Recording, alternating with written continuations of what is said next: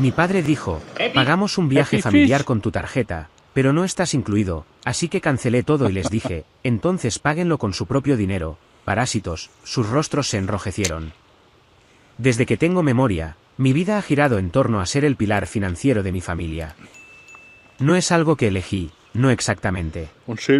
Es como si el rol me hubiera encontrado, como una sombra que se pega a tus talones y no te suelta. Mis padres, Isabel y Antonio, mi hermana mayor, Cristina, y su esposo, Víctor, siempre han esperado que yo saque la billetera en cada emergencia, en cada capricho, en cada deuda que ellos mismos crearon. Y yo, Alejandro, de 32 años, siempre he cumplido. Hasta ahora. Todo empezó a desmoronarse en un desayuno familiar, un domingo por la mañana en la casa de mis padres.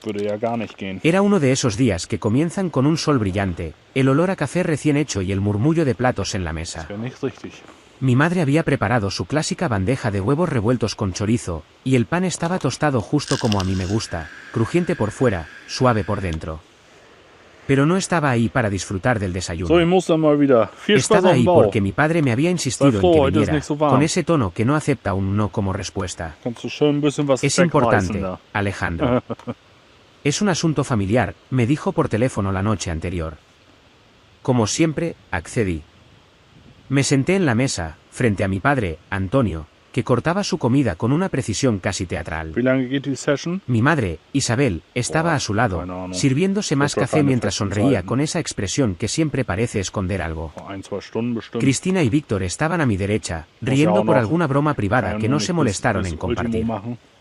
El ambiente era cálido, pero yo sentía un nudo en el estómago. Algo no estaba bien. Lo presentía. Bueno, Alejandro, comenzó mi padre, alzando su tenedor como si fuera un cetro, queríamos contarte algo emocionante. Hizo una pausa, mirando a mi madre, que asintió con entusiasmo. Hemos organizado un viaje familiar. Una semana entera, todo incluido. Hotel de lujo, tours, la gran vida. Ya está todo pagado, con tu tarjeta, claro. El tenedor se me resbaló de la mano y cayó al plato con un sonido seco. Mi tarjeta, pregunté, tratando de mantener la voz firme. Sentí un calor subiendo por mi pecho, una mezcla de incredulidad y rabia contenida. Sí, tu tarjeta, respondió mi padre, como si fuera lo más natural del mundo. Siempre nos ayudas con estas cosas, ¿no? Es para la familia. Su tono era condescendiente, como si yo fuera un niño que no entiende cómo funcionan las cosas. Pero... tragué saliva, buscando las palabras. ¿Y yo? Voy con ustedes. Mi madre soltó una risita nerviosa, como si mi pregunta fuera absurda. Cristina y Víctor intercambiaron una mirada, y mi hermana dijo, con una sonrisa que no llegaba a sus ojos, «Ay, Ale, no te lo tomes personal. Es que ya éramos muchos, y el presupuesto, ya sabes. No alcanzaba para todos». No alcanzaba, repetí lentamente, sintiendo cada palabra como un golpe. ¿Entonces usaron mi dinero para pagar un viaje en el que no estoy incluido? El silencio que siguió fue ensordecedor. Mi padre dejó el tenedor en la mesa y me miró con esa expresión que siempre usaba cuando quería cerrar una discusión, cejas fruncidas, labios apretados, como si yo fuera el problema. Alejandro, no seas dramático. Esto es para la familia. Tú siempre estás ocupado con tu trabajo. Además, ¿no quieres que tu madre, tu hermana, tengan un descanso?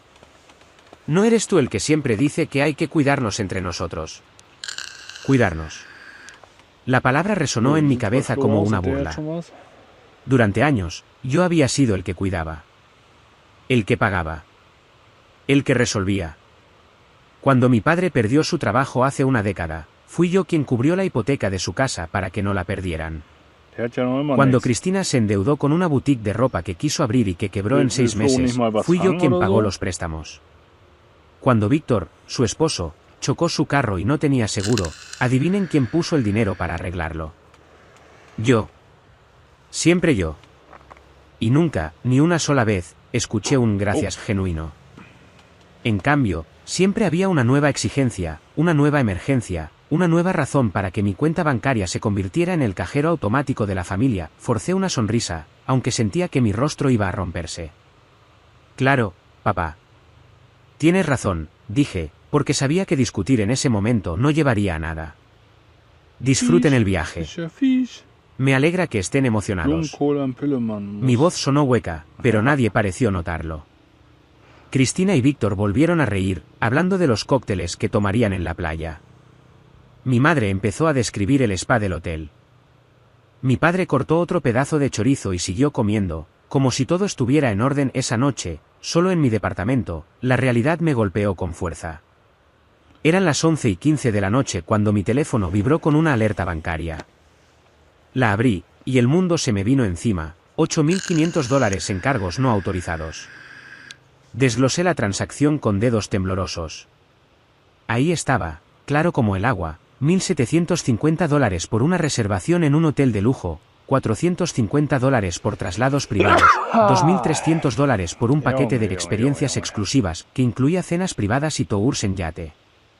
El resto eran cargos misceláneos, restaurantes, tiendas, cosas que ni siquiera podía imaginar.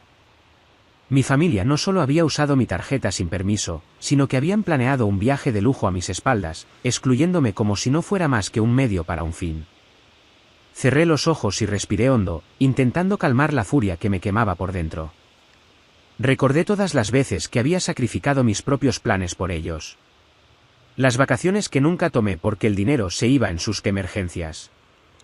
Las noches que pasé trabajando horas extras para cubrir sus deudas. Las veces que me tragué el orgullo y dije sí cuando todo en mí gritaba no. Y ahora esto. Un viaje familiar, pagado con mi dinero, del que yo no formaba parte. No iba a gritar. No iba a llamarlos para exigir explicaciones. No esta vez. En lugar de eso, abrí la aplicación de mi banco. Mis dedos se movieron con una calma que no sentía. Congelé la tarjeta. Luego, uno por uno, disputé cada cargo. Vi cómo los $8.500 volvían a mi cuenta en menos de una hora, como si nunca se hubieran ido. Pero no era suficiente. No podía serlo. Esa noche, mientras el silencio de mi departamento me envolvía, tomé una decisión. No solo iba a recuperar mi dinero. Iba a desmantelar el sistema que mi familia había construido sobre mí. Durante años, habían dado por sentado que yo siempre estaría ahí, que mi cuenta bancaria era un recurso ilimitado, que mi paciencia era infinita. Se equivocaban. A la mañana siguiente, empecé a mover las piezas. El plan telefónico familiar, que estaba a mi nombre desde hacía años, fue el primero en caer. Envié un mensaje a cada uno: mi madre, mi padre, Cristina, Víctor, a partir de hoy, cada quien paga su propia línea. Tienen 48 horas para transferir sus números a sus propias cuentas. Si no, las líneas se desactivarán. No hubo respuesta inmediata, solo un par de visto en el chat. Sabía que no lo tomarían en serio. Nunca lo hacían. Luego fui por las cuentas compartidas. Cambié las contraseñas de Netflix, HBO, Amazon Prime, todas las plataformas que yo pagaba y que ellos usaban sin siquiera preguntar. Desactivé el wifi de la casa de mis padres, que también estaba a mi nombre. Las cerraduras inteligentes y las cámaras de seguridad, que yo había instalado y financiado porque mi madre insistía en que la seguridad es lo primero, también quedaron fuera de su control. Recibí una notificación de que alguien intentó acceder al sistema de seguridad. Sonreí. Que lo intentaran. El golpe final fue más difícil. Hace años, había firmado como CEO firmante de una deuda que mi padre y mi madre habían contraído para remodelar su casa. Era un préstamo grande, y yo había accedido porque me aseguraron que ellos lo pagarían. Por supuesto, no lo hicieron. Mes tras mes, el dinero salía de mi cuenta para cubrir las cuotas. Esa mañana, llamé al banco y retiré mi firma. No fue fácil, hubo formularios, llamadas, explicaciones. Pero lo hice. Ahora, la deuda era solo de ellos. Que enfrentaran las consecuencias. El caos no tardó en llegar. Al mediodía, mi teléfono empezó a vibrar sin parar. Mensajes de mi madre, desesperada, desde el aeropuerto: Alejandro, ¿qué hiciste? Nos cancelaron los pases de abordar. No podemos subir al avión. Mi padre me llamó, su voz temblando de furia: Arregla esto ahora mismo, Alejandro. ¿Cómo te atreves a hacernos esto? Cristina, siempre la más dramática, me envió un audio de 3 minutos acusándome de ser egoísta, de traicionar a la familia, de arruinarles la vida. No respondí de inmediato. En cambio, organicé una videollamada inmediatamente. Cuando sus rostros aparecieron en la pantalla, mi madre con los ojos rojos, mi padre con el ceño fruncido, Cristina y Víctor gritándome que era un desagradecido y un egoísta, sentí una calma extraña. Por primera vez, no estaba buscando su aprobación. No estaba tratando de ser el buen hijo o el hermano responsable. Estaba harto, me estaban diciendo tantas cosas por cancelar el viaje, que en un momento la rabia subió a mi cabeza, y les dije, entonces páguenlo con su propio dinero, parásitos, dije, con una voz tan firme que apenas la reconocí. Los vi reaccionar en tiempo real, el rostro de mi padre se puso rojo, como si le hubiera dado un golpe. Mi madre abrió la boca, pero no dijo nada. Cristina empezó a balbucear excusas, mientras Víctor se rascaba la nuca, incómodo. No hubo disculpas. Solo culpas, como siempre. ¿Saben qué? Continué, sin dejar que me interrumpieran. Por años he pagado todo. La casa, las deudas, los caprichos. Y nunca, ni una sola vez, me han agradecido. Pero esto se acabó. De ahora en adelante, cada quien se rasca con sus propias uñas. Colgué la llamada y bloqueé sus números. No quería escuchar más. No necesitaba sus explicaciones ni sus chantajes emocionales. Por primera vez en años, sentí que respiraba. El silencio en mi departamento después de colgar la videollamada fue casi ensordecedor. Por un momento, me quedé mirando la pantalla negra de mi teléfono, esperando que volviera a vibrar, que mi madre enviara otro mensaje suplicando, que mi padre intentara otra vez intimidarme con su voz autoritaria, o que Cristina soltara uno de sus dramas interminables. Pero no pasó nada. Solo el zumbido suave del refrigerador y el tic-tac del reloj en la pared rompían la quietud. Me sentía como si hubiera cruzado una línea invisible, una que nunca me había atrevido a cruzar antes. Y, por primera vez en años, no sentía culpa. Sentía alivio, pero no era suficiente. Congelar mi tarjeta, cortar el plan telefónico, desconectar el wifi y retirar mi firma de la deuda de mis padres eran solo el comienzo. Había pasado años siendo el cajero automático de mi familia, y ellos habían construido un sistema entero alrededor de mi dinero, mi tiempo, mi paciencia. Si quería liberarme de verdad, no bastaba con cortar el flujo de efectivo. Tenía que asegurarme de que entendieran lo que habían hecho. Tenía que dejar un registro, una prueba irrefutable de cómo me habían usado. Así nació la idea del libro mayor.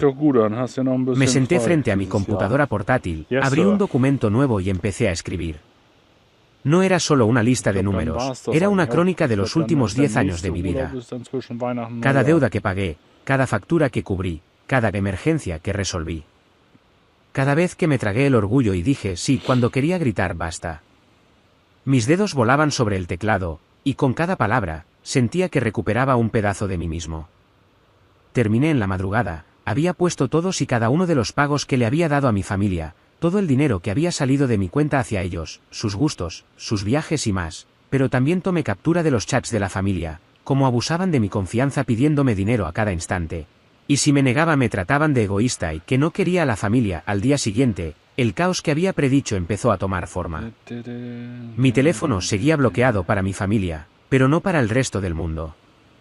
Mi tía Laura, la hermana menor de mi madre, me llamó a las 8 de la mañana. Alejandro, ¿qué está pasando? Tu madre está histérica, dice que los dejaste varados en el aeropuerto, eres un desagradecido.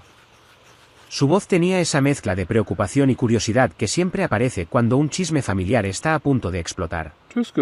No le conté todo de inmediato. En cambio, le envié una copia del libro mayor. No la versión completa, eso sería demasiado, pero sí un resumen, los cargos del viaje, los mensajes donde me pedían dinero, los recibos de las deudas que pagué.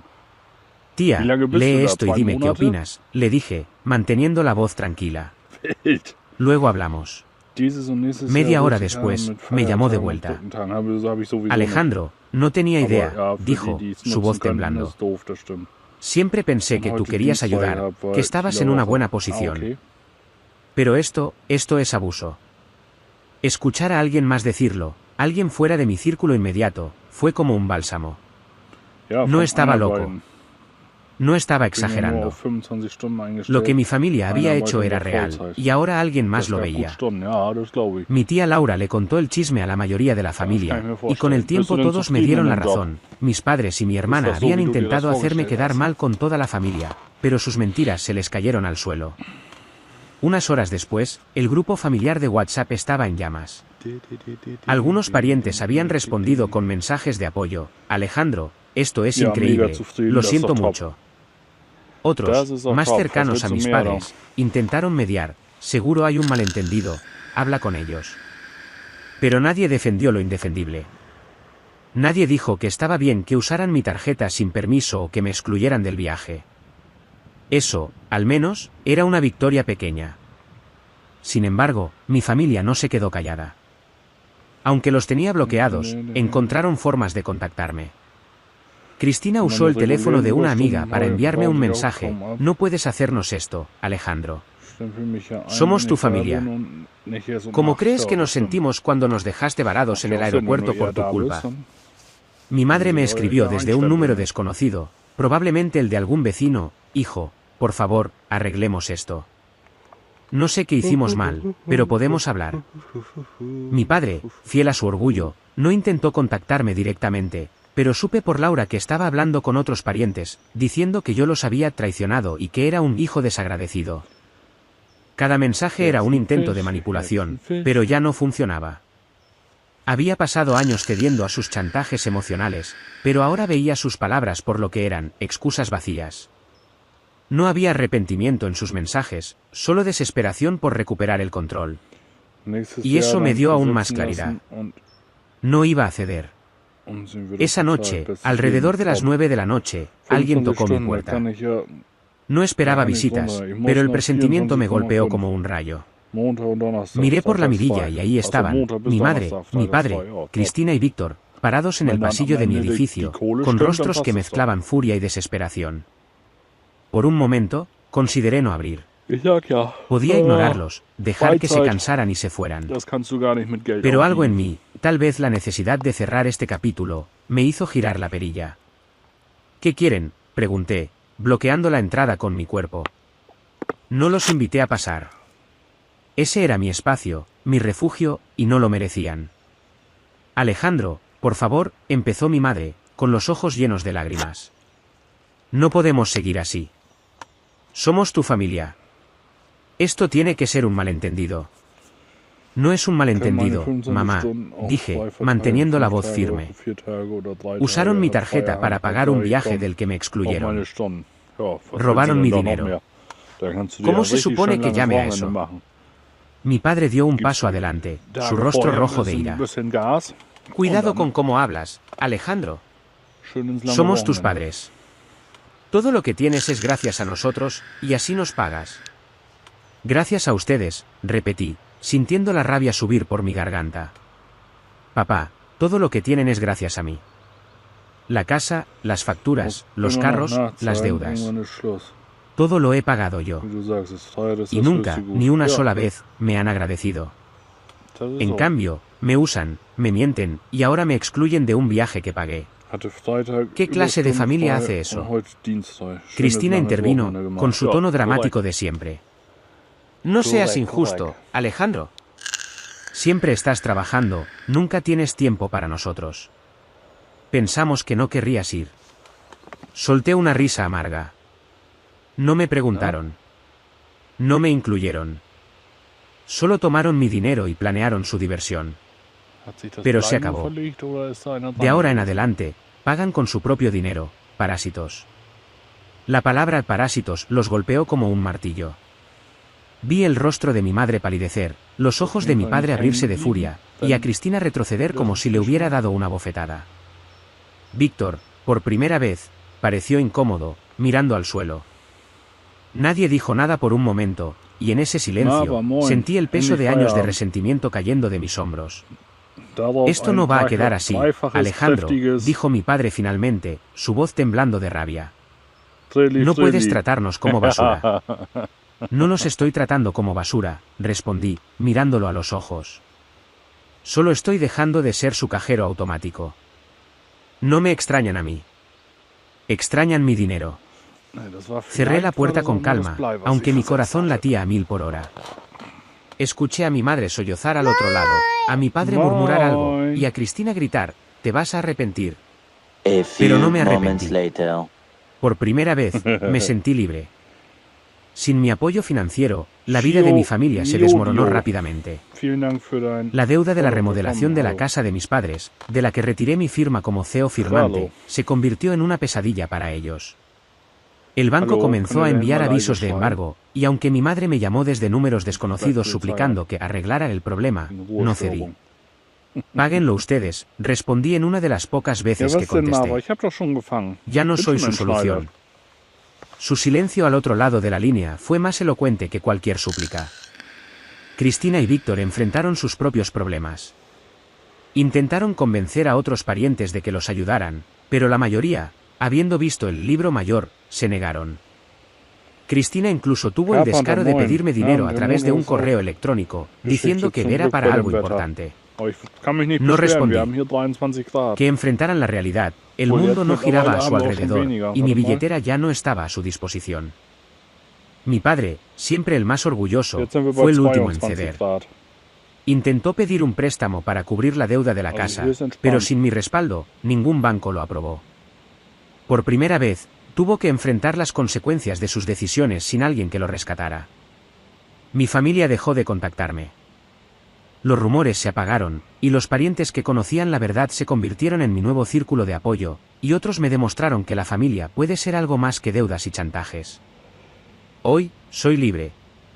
No cargo el peso de las expectativas de nadie. No vivo para resolver los problemas de otros.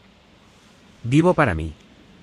Y eso, después de todo, es la mayor victoria. Suscríbete para más historias diarias.